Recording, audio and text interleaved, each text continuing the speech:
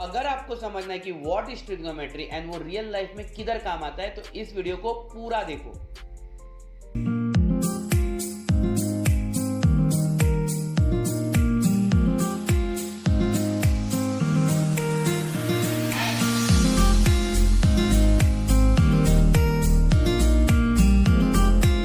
Okay, all my dear students, let's start with what is trigonometry.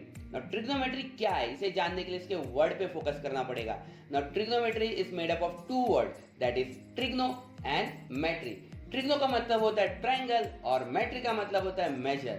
यहाँ पे मैंने एक सिंपल सा ट्रायंगल लिया है। आपको पता है एक सिंपल ट्रायंगल में उसके तीन साइड होते हैं, तीन एंगल होते हैं, और अगर हमें तीनों एंगल को फाइंड आउट करना हो तो हमें सारे मेजर पता होना चाहिए, एंगल्स पता होना चाहिए।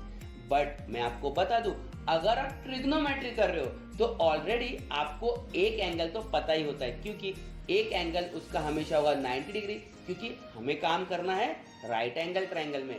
यस नो, अब ये वर्क करता कैसा है? राइट एंगल ट्रायंगल तो बना दिया, लेकिन एक वर्क करेगा कैसे? तो एक ट्रायंगल बनाते हैं जहाँ पे एक एंगल 90 डिग्री है, आपको इजीली दिखाई दे रहा है। जो 90 डिग्री ट्रायंगल है उसके जो बाकी दो एंगल है उसमें से कोई एक थीटा होगा, या तो ऊपर वाला या तो नीचे वाला ना।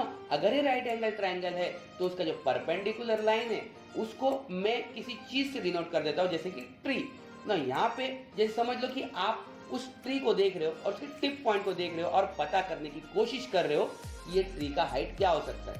स्टूडेंट मैं आपको बता दूं, आप देख तो रहे हो, लेकिन एक चीज याद रखना, हमें जो हॉरिजॉन्टल चीजें होते हैं उसे मेजर करना इजी होता है, लेकिन ट्री वर्टिकल है तो वर्टिकल हाइट को मेजर करना हार्ड हो सकता है ना। हॉरिजॉन्टल है तो जमीन है, तो इसे मैंने माप लिया कि 10 मीटर है, पर जो वर्टिकल है, जो ट्री है, उसे मैं मेजर नहीं कर पाऊंगा इजीली, तो मैं उसके टिप पॉइंट को देख सकता हूँ कि कितने एंगल पे दिखाई दे रहा है। अब उसका जो टिप पॉइंट है मुझे 30 डिग्री के एंगल पे दिखाई दे रहा है, तो यहाँ पे मुझे इजीली क्या मिल गया? थीटा। थीटा क्या मिला? 30 डिग्री ना। तो थीटा के सामने वो ऑपोजिट, 90 के सामने हाइपोटेन्यूज एंड 30 के बाजू वाला एडजेसेंट। यहाँ पे ये सारी चीजें पता चल गई ना। आपको पता ऑपोजिट आपको फाइंड करना है, एडजेसेंट आपको पता है, तो ऐसा एक फंक्शन लेंगे जहाँ पे ऑपोजिट और एडजेसेंट प्रेजेंट होगा, तो वो है tan थीटा। tan थीटा में आपको दिखाई दे रहा है कि ऑपोजिट अपॉन एडजेसेंट ना। थीटा यहाँ पे 30 डिग्री है, तो tan 30 कितना है ये एक बार फाइंड आउट कर लेंगे। tan 30 है 1/√3 ना। एक बार आपको tan 30 डिग्री का वैल्यू पता चल गया है 1/√3, उसे हम अप्लाई कर लेंगे ना। 1/√3 is equal to opposite upon adjacent ना। ऑपोजिट अपॉन एडजेसेंट, एडजेसेंट क्या है? हमारा रोड का मेजर है, दैट इज 10 मीटर ना। 1/√3 और जो ऑपोजिट है वो तो हमारा ट्री का हाइट है, तो उसे हम लिख देंगे ट्री अपॉन 10। जैसे हम इसे क्रॉस मल्टीप्लाई करेंगे आपको मिल जाएगा tree is equal to 10 divide by √3 ना। यहाँ पे बहुत जरूरी है कि आपको पता चले कि √3 का जो वैल्यू है वो एक्जैक्टली क्या है। तो √3 का वैल्यू है वो है 1.73। ओके ना, जैसे ही आप डिवाइड करोगे 10 को 1.73 से, आपको एक अप्रोक्सीमेट वैल्यू मिल जाएगा 5.78 मीटर ना। यहाँ पे मैंने ट्री का हाइट पता कर लिया है।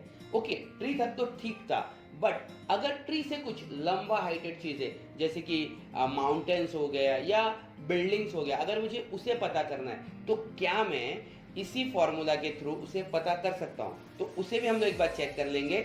उसके लिए हम क्या करेंगे, जो ट्री है उसी जगह पे मैं एक बिल्डिंग बना दूंगा और उस बिल्डिंग का जो टॉप पॉइंट है उसके जो हाइट है उसको मेजर करने की कोशिश करूंगा। जैसे कि आपको पता है कि आप जो ट्री से 10 मीटर की दूरी पे खड़े थे, मैं बिल्डिंग से भी आपको 10 मीटर की दूरी पे ही खड़ा रखूंगा, बट देखने का जो एंगल है वो थोड़ा बढ़ जाएगा, क्योंकि बिल्डिंग का हाइट ऑब्वियसली ट्री से तो ज्यादा ही है, तो वो 60 डिग्री हो जाएगा ना। बाकी सारी चीजें तो वही होगी कि जो 60 के सामने वाला ऑपोजिट, 90 के सामने वाला हाइपोटेन्यूज एंड 60 के बाजू वाला साइड एडजेसेंट साइड होगा ना। यहाँ पे tan थीटा जो है यहाँ पे फिर से ऑपोजिट अपॉन एडजेसेंट, इसके लिए क्योंकि ऑपोजिट आपको फाइंड करना है, एडजेसेंट आपको पता है ना। यहाँ पे थीटा जो है वो 60 डिग्री है, फिर से हमें टेबल को देखना पड़ेगा tan 60 डिग्री कितना है। तो यहाँ पे हमें दिखाई देता है टेबल पे कि वो √3 है, तो जैसे हमें पता चलता है कि उसका वैल्यू √3 है उसे हम लिख लेंगे, और यहाँ पे हमें पता चल जाएगा कि थीटा का वैल्यू इस डायग्राम के लिए या इस सम के लिए √3 है ना। √3 is equal to opposite upon adjacent ना। जैसे कि आपको पता है कि जो रोड है वो 10 मीटर से 10 लिखा और ऑपोजिट क्या है? बिल्डिंग है, तो यहाँ पे मैंने लिख दिया बिल्डिंग अपॉन 10 ना यहाँ पे हम इजीली एक चीज कर पाएंगे कि बिल्डिंग का हाइट जो है उसे पता करने के लिए हमें सिंपली क्या करना पड़ेगा, 10 को √3 से मल्टीप्लाई कर देना पड़ेगा। नाउ आप सभी को √3 का वैल्यू पता है, मैं फिर से एक बार बता देता हूँ, 1.73।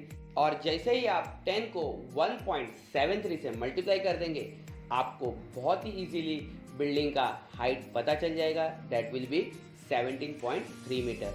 होप आपको ये दो एग्जाम्पल के जरिए पता चल गया होगा कि ट्रिग्नोमेट्री किस तरह यूज होता है। इसके नेक्स्ट वीडियो में मैं बनाने वाला हूँ एक पिज्जा ट्रिक के जरिए 42 formula related to trigonometry lesson. Yes, 42 formula cover हो जाएगा एक ही वीडियो में एक पिज्जा ट्रिक के जरिए। आपको वो वीडियो देखने के बाद किसी भी तरह का फॉर्मूला को याद रखने की जरूरत नहीं, आपको सारे फॉर्मूला ऑटोमेटिक याद हो जाएंगे।